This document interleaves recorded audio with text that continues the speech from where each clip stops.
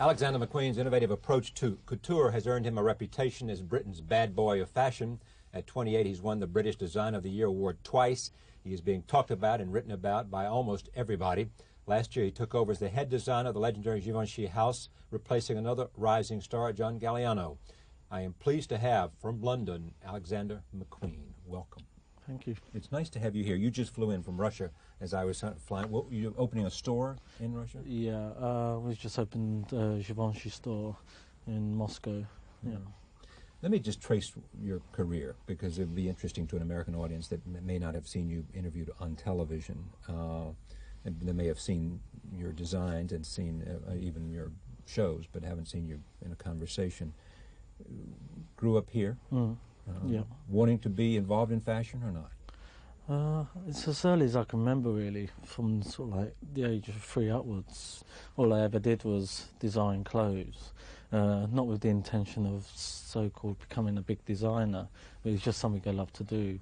And I come from quite a working class background and quite comprehensible to my parents, because my dad was a London taxi driver. Yeah. And I'm the youngest of 6 children, and most of my other brothers and sisters sort of does like blue collar work job.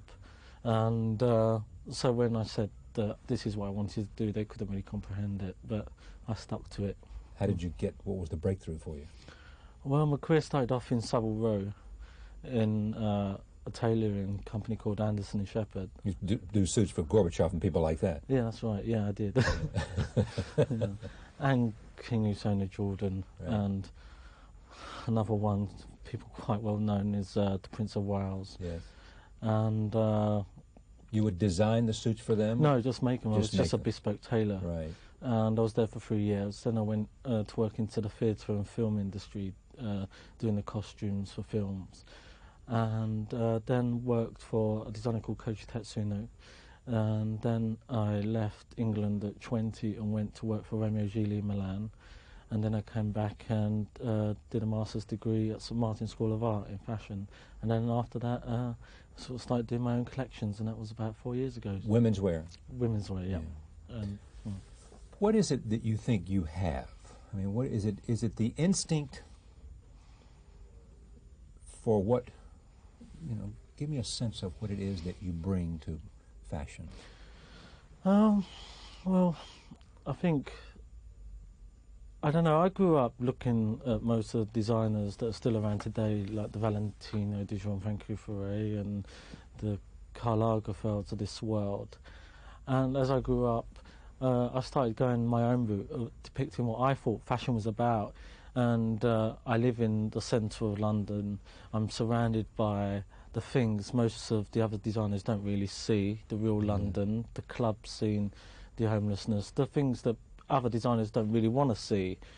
So your influences are different? My influences are different and more, I suppose, honest and direct about the things that I care about in the world, because even though I work in fashion, it's not really, I still have to, look what else is going on in the world, and some of that comes into my work. So, when we see more a sense of the street from you than we would see from Lagerfeld and people like that? Yeah, well, at my level, where I've got such a young clientele that really want honesty in their fashion, I do, not so much shock tactics, but I do like to expose what's going on in the outside world into the fashion world, which doesn't always go down well. But then, people can either take it or leave it. I don't really sort of twist their arm to buy it. My sense about you, having known you for 5 minutes, is you don't really care. It's not that I don't really care, it's just that I'm trying to change people's public opinions about fashion itself, because it's not as shallow as it seems to be in the normal public's eye. It's not just about parties to go to and who you know and who you don't know.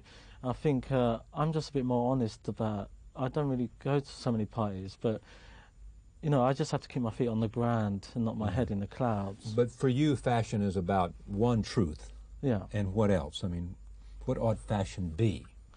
Well, on the technical side, for me, it's about cut, proportion and colour, and they're the main influences. The cut has to be right, the proportion has to be right, and that's more of a technical side to me, which you don't expect the public to understand, but that's what you're there for, to understand it for them.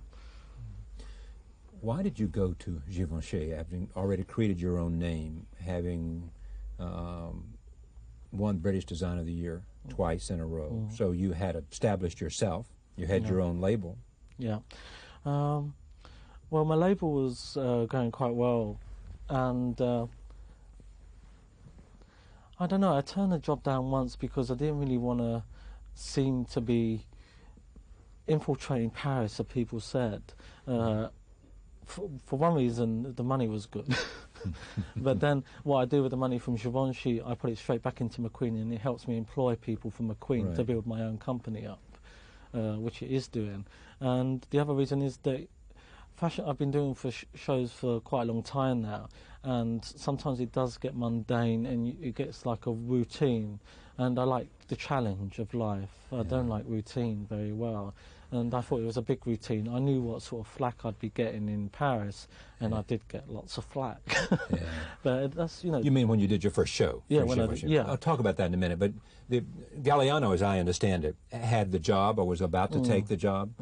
And He then had the job. And then he got lured away for Christiine Dior to be design for them, and so the job opens up. Were they surprised that you were chosen, even though you... I think they put most people in a coma when it was bigger than surprise. Yeah. They were saying shock, major shock. Now, who chose you? Does Givenchy choose people, or is it Monsieur Arnaud, Bernard Arnault? Oh, who runs the company? LVMH, yeah. And so he said, why did he want you? He said when I was hired that I was his horse. Yeah. I don't know if that's in looks or what, but he said I was his horse he betted on. And he bet on you to restore the health of this label. Well, when you ask about Givenchy as a company, there's not so much identifiable look to it. It's not like a Chanel suit where it's a tweed suit. And one thing I do have in common with Hubert Givenchy is structure, because of being a tailor.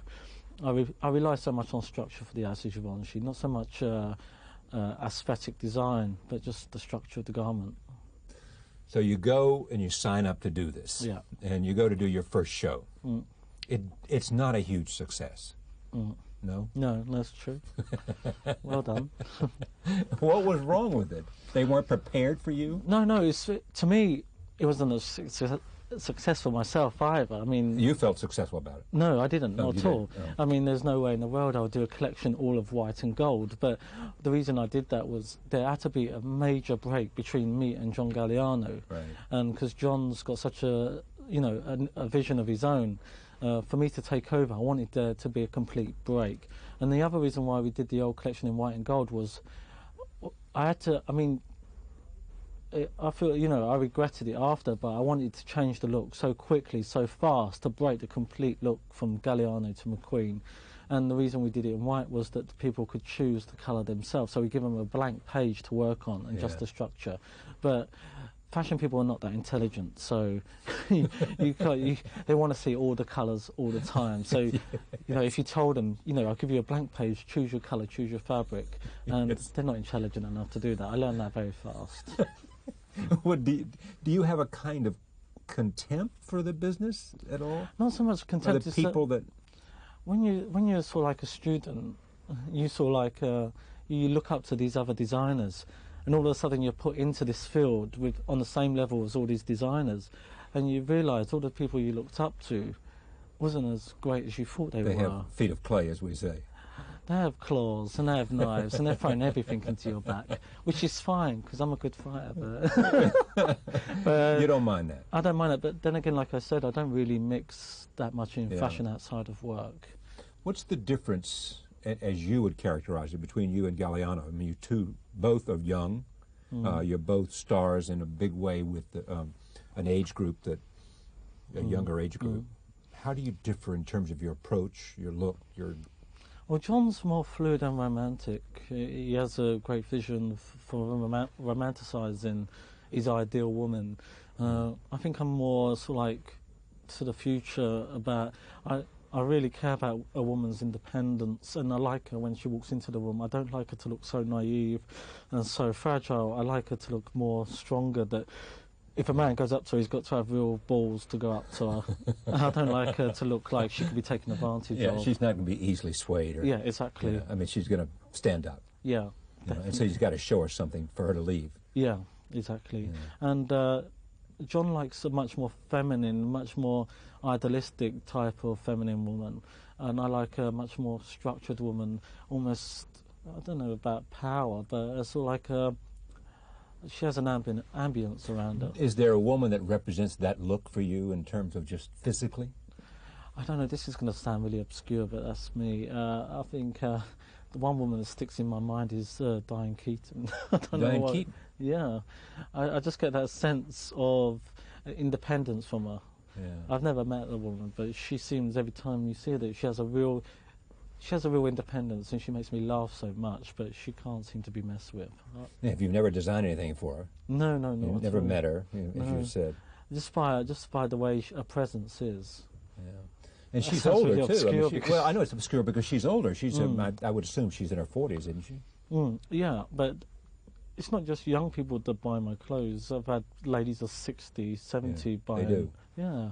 What is it, and you know I approach this with curiosity and interest, but not knowledge, as you can obviously tell. What is it that these people see in your clothes? What is it that is it because you're fresh and different and controversial and confrontational and in the design? I haven't got a clue. You don't know? No, because I think I hope people, when they buy the clothes, they buy it for the right reason, that they feel good in it.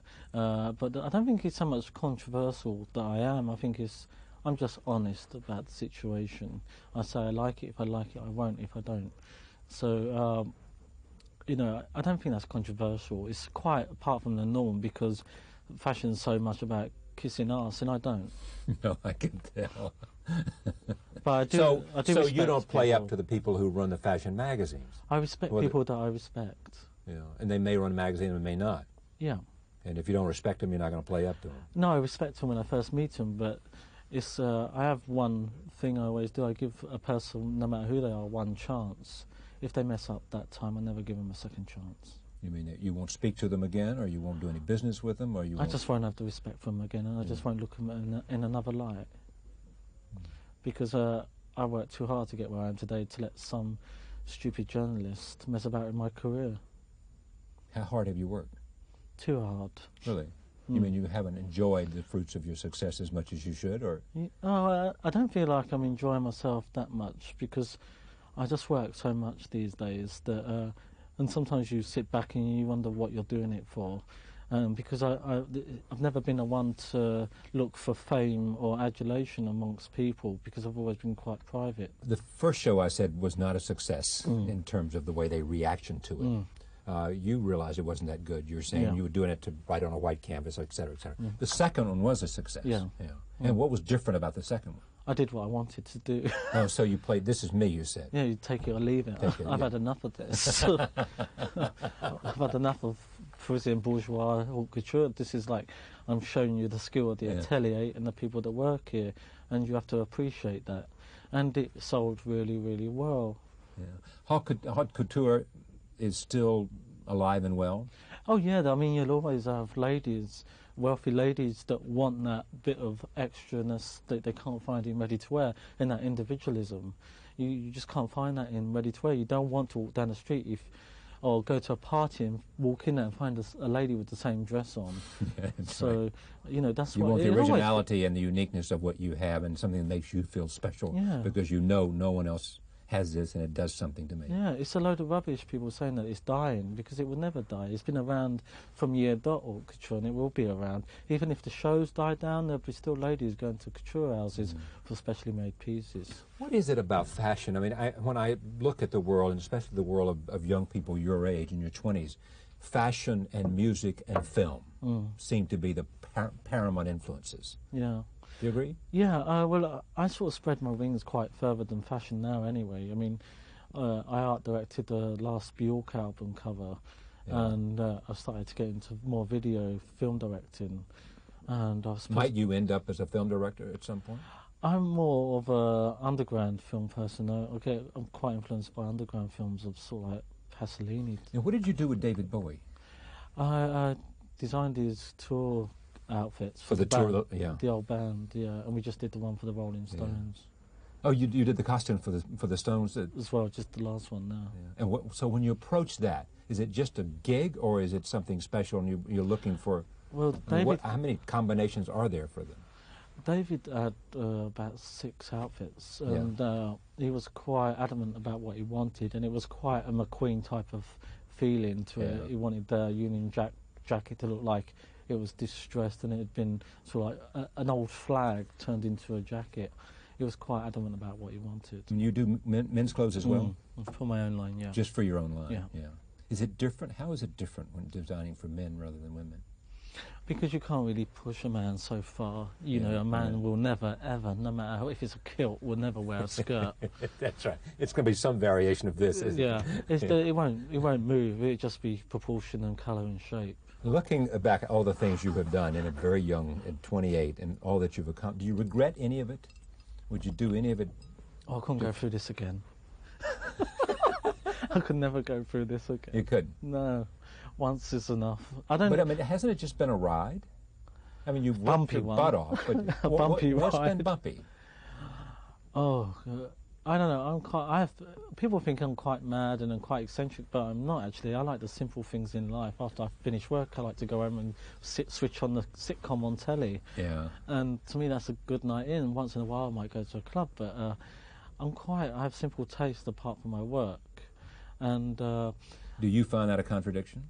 Yeah, see, I don't think people really see that about me. All they see is this mad designer, and actually I'm not nothing like that. Maybe disappointing people in America now, but sorry about that. It's great to have you on the program. Thank you very much. And it's really a pleasure to meet you. Thank you very much. From London, Alexander McQueen. We'll be right back. Ian Softley's here. He is the director of the Wing of the Dove. Stay with us.